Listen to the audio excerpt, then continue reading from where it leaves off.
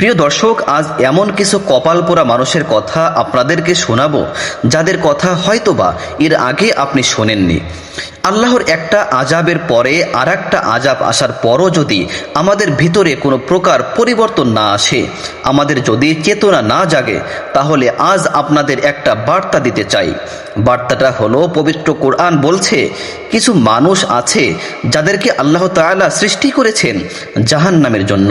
নাউযুবিল্লাহ। প্রিয় দর্শক, আমি কথাটা আবারও বলছি, আল্লাহ তাআলা বলেন কিছু মানুষ আছে যাদেরকে আল্লাহ তাআলা সৃষ্টি করেছেন জাহান্নামের জন্য। দেখুন কত বড় ভয়াবহ কথা। একটু চিন্তা করে দেখুন, যার জন্মই হয়েছে জাহান্নামের আগুনে পোড়ানোর জন্য, তার জান্নাতে যাওয়ার কোনো স্কোপ নেই। এর চেয়ে হতভাগা আর কে হতে পারে বলেন তো? কিন্তু তারা কারা? তাদের মার্কা আল্লাহ তাআলা বলে দিয়েছেন। যেই লোকগুলোকে জাহান্নামের জন্য তৈরি করা হয়েছে, যাদের জাহান্নামে যাওয়া অবধারিত, যাদের জন্মই হয়েছে জাহান্নামের জন্য, তাদের আল্লাহ সৃষ্টি করেছেন জাহান্নামের জন্য। তাদের মার্কা কি? তাদের তিনটা মার্কা।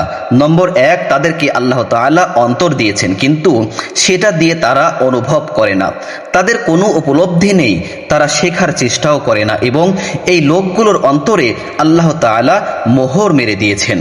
দ্বীনি কথা, হেদায়েতের কথা, ইসলামের কথা, ওয়াজ মাহফিল যাদের অন্তরে প্রবেশ কোনো দিনই করবে না।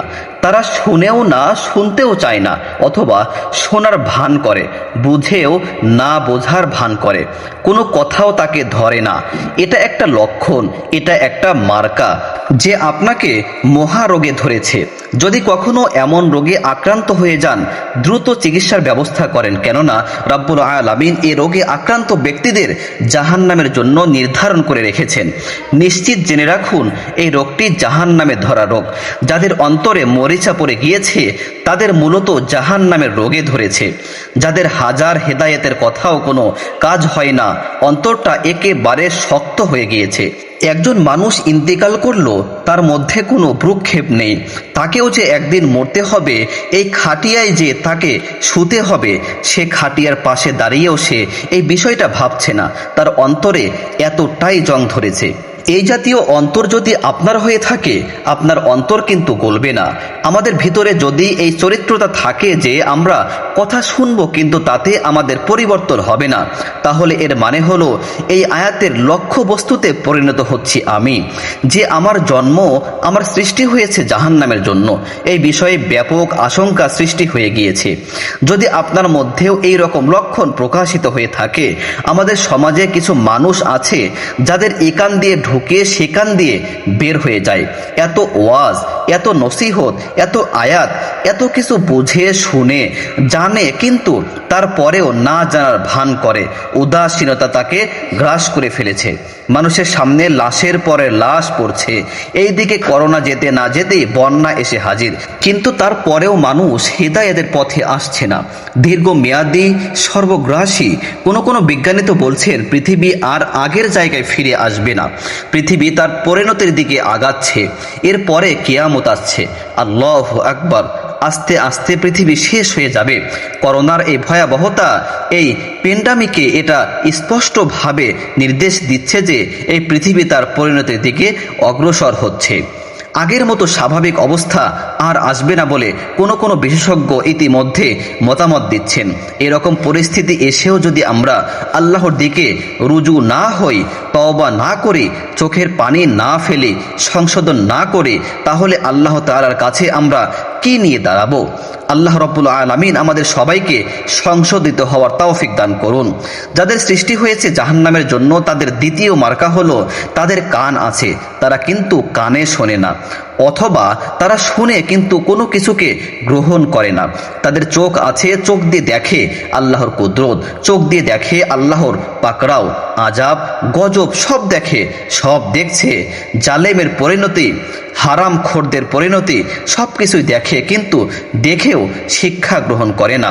অন্তর এত শক্ত হয়ে গিয়েছে যে যতক্ষণ পর্যন্ত না তাকে আঘাত করা হচ্ছে, তার আগ পর্যন্ত কোনো কিছু দেখে তার কিছুতেই যায় আসে না। প্রিয় দর্শক, এদের ব্যাপারে আল্লাহ রাব্বুল আলামিন বলেছেন, খতামাল্লাহু আলা কুলুবিহিম ওয়া আলা সামঈহিম ওয়া আলা আবসারিহিম গিশাওয়া, যাদের অন্তরে আল্লাহ মোহর মেরে দিয়েছেন, যার কারণে তারা চোখ থাকতেও কানা, মুখ থাকতেও বোবা, তাদের অন্তর শক্ত করে দিয়েছেন আল্লাহ। অতি মাত্রায় গুনাহের উপর অবিচল থাকার কারণে এমন পরিণতি হয়েছে।